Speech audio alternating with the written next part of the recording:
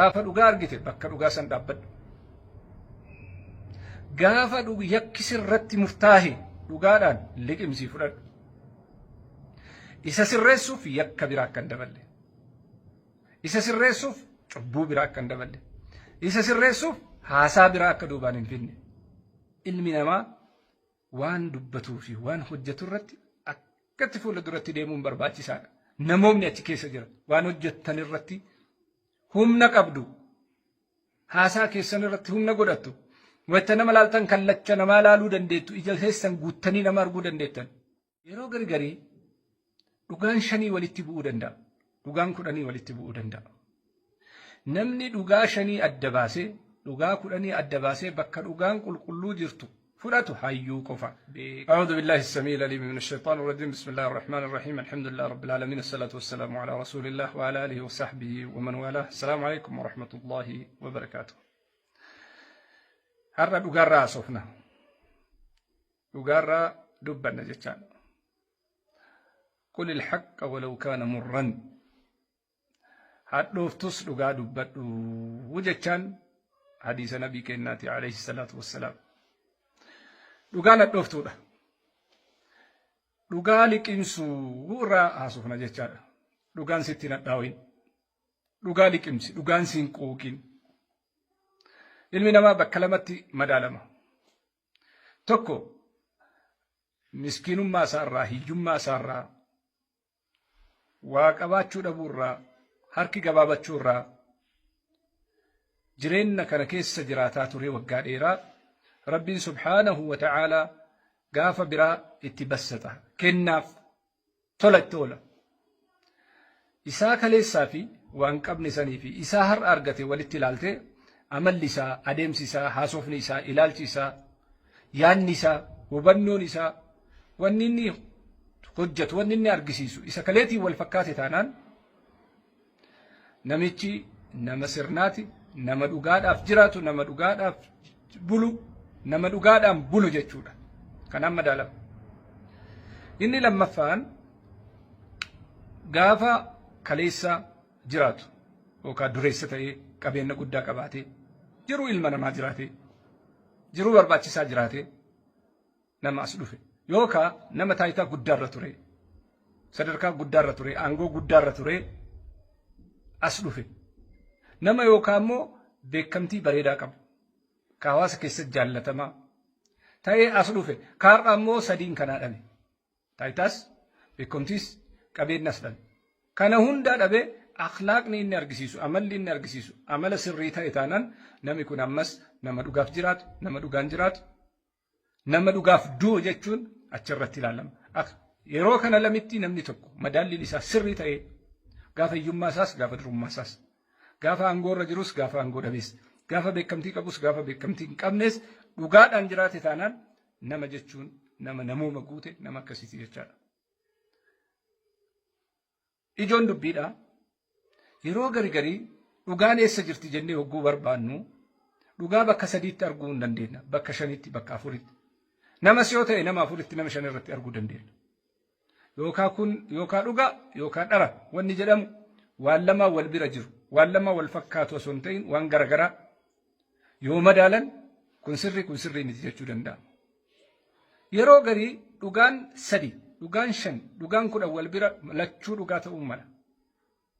Maaliif jennaan yaadni hundinuu yaada sirrii ta'ee kan irra caaluttu kanaa kan jennee keessaa fudhannu jira. Yeroo tokko jedhama abbaan warraatii fi haati warraa mari'atanii ani gabaa deema ati immoo manatti hafi tokkoffaa nyaata dalagi lammaffaa farda kana bishaan ganamaan obaasi san boodaan gabaa dhaqee galaa jedhanii waliin mari'atee abbaan manaa biraa kuteedha haadha manaa. Haati manaa ciree abbaa manaa qopheessitee erga nyaate booda isa geessitee manatti ol deebitee osoo hojii biraan dalagin farda kana qabattee lagattiin qajeelte. Lagattiin qajeeltee farda bishaan akka dhugu goote. Fardi ganama waan nyaanne garaan isaa duwwaa jira, qullaa jira. Laga geessite. Bishaan lagaa uumaa isaatti qabbanaa haadha diilallaa haadha. Fardi garaawaa waan qabneef bishaan kana dhuguuf hin dandeenye. Achooftee asooftee dadhabnaan manatti hin galte. Manatti hin galtee akkuma hojii isiitti seenteen farda kanaaf garbuu dhiyeessite. Fardi garbuu nyaata. Fardi gulufu fardi jabaan garbuu nyaachisan. Garbuu jala keette. Fardi garbuu isaa nyaataa oole. Nyaataa isaa ooleet haati manaa laaqana irbaata mana isii waa hunda qulqulleessaa ooltee abbaan manaa kun laga cehee gabaa dhaqa. Gabaadhaa wayitaas deebi'ee galu farda isaa ka laga keessa dhaabbatu ka lafti golgolaa itti dhufe. Farda ufiin argee hin qabatee manatti gale. Manatti galee waa tokko osoo hin dubbatin halazaa ulee fuudhee haadha manaarra dhaabe. Ajajaan isitti kenne hin hojjanne. Fardi kiyya lagatti bishaan keessatti isa arge. Waraabessi nyaatee akka tasaa ta'ee anirra dhufe malee qabeenya kiyya. Farda nyaachistee tokko. Horii an qabu takka lama jedhee ani horataa jiru balleessitee. Ajaja kiyya fudhachuu diddee anaaf si wajji jiraachuu hin dandeenyu jedhee irra dhaabe. Dallansuu qaba. Iyyansa itti gadhiiste. Iyyansa dhageenyaan ollaan itti birmate. Ollaan ogguutti birmatu hayyuunis walumaan ka'ee hayyuun naannoo san jiru waliin dhaqe. Hayyichi kun ollaa asii iyyu. Haadha manaa achi iyyitu. Abbaa manaa asii dallansuun iyyu sadiinuu taa'ee dhaggeeffate. Erga taa'ee dhaggeeffate booda mee isin hunduu callisaa jedhe. Maal nu argitee calliste jennaan dhugaa argee callisaa jedhe. Garuu dhugaa liqimsuu dandeettu. Wayita dhugaa argitan uf qabuu dandeettu. Fedhii keessan qabuu dandeettu. Uf bira darbuu dandeettu. Dhugatti harka kennuu dandeettanii isin jedheen warri naannoo kana jirtan. Hawaasni kun sirrii hin dandeenye jedhan. Maarree eega dandeettanii hawaasa sadii arga jedhan. Tokkoffaa garaa farda kanaa laale garaan farda kanaa guutuu jira jedheen. Fardi kun garbuu nyaate jedheen. Midhaan biraan nyaanne osoo ansaraa nyaate osoo midhaan biraan nyaate garaan isaa akkanan ta'u jedheen. Lammaffaa fardi kun bishaan dhuge jedheen. Kanaafuu yoo farda kana laalu haati manaa keetii dhugaa qabdi jedheen. Tokko akkuma ati ajajjee deemteen haati manaa keetii lagattiin qajeelte. Fardi immoo ganamaan bishaan hin dhugu. Uumaa fardaati. Garaan quufa ta'u malee garaa duwwatti horiin bishaan hin dhugu. Haati manaa keetii farda kana lagaan geette. Fardi bishaan dhuguu fi didee hin deebi'e.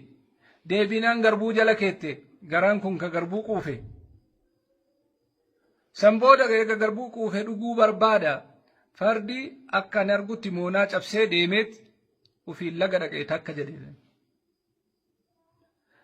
Lammaffaa ati itti dhaamtee biraa deemte hojiif lixxe. Wayita galtu farda kee bishaan keessatti lagatti argite.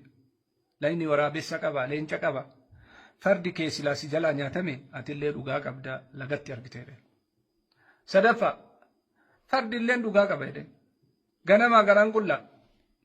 Galgala garbuu nyaatee quufe galbuun hin raffisu bishaan gubbatti barbaada. Horiidhaan nageessaa jechuu hin dandeenye cabsee lixeere. Kanaaf haati manaa keetiillee ajaja kee nan qifne. Fardillee waan ofii barbaadu san godhuu nan qifne. Atillee bakka silaa barbaadduuf san hin arganne dhugaa sadiitti wal dhayee dhugaa sadii fudhadhaa araaramaa jedheen jira. Yeroo gargarii dhugaan shanii walitti bu'uu danda'a. Dhugaan 10 walitti bu'uu danda'a. Namni dhugaa shanii adda baasee dhugaa 10 adda baasee bakka dhugaan qulqulluu jirtu fudhatu hayyuu qofa beekaadha. Nama waa hubatu. Erga hubate booda immoo nama dhugaa fudhachiisuu danda'u. Nama ofiifis fudhatuu danda'u jechaadha. Dhugaarra dhaabbachuun diinirraayi, akhlaaqarraayi, namoomarraayi, guddinarraayi. Namni guddinni tolee jennaan bakka dhugaa geennaan hin dhaabata. Dhugattu isa dhaaba, haqattu isa dhaaba.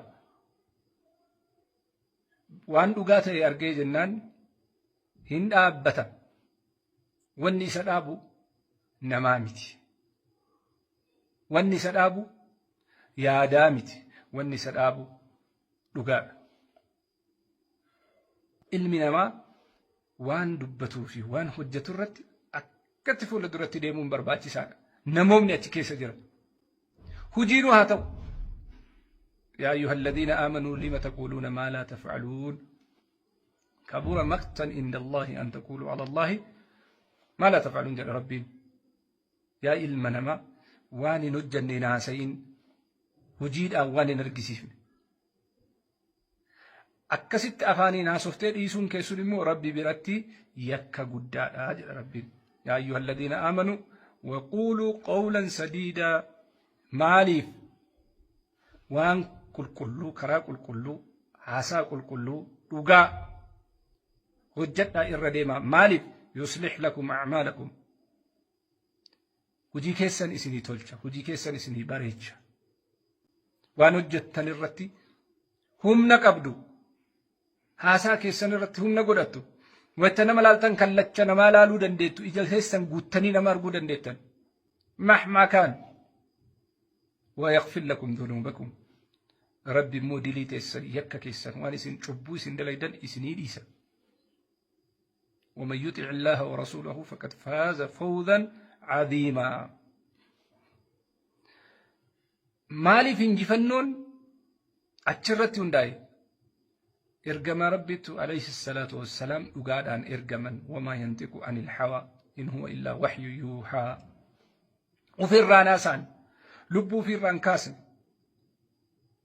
حمله في فدي وفي دوكن ديمني وأجج ربي ملئ ربي مو سبحانه وتعالى هو الحق عدلي سمي في أرض توني الأبتين ميزان نئسي عدلي له وقال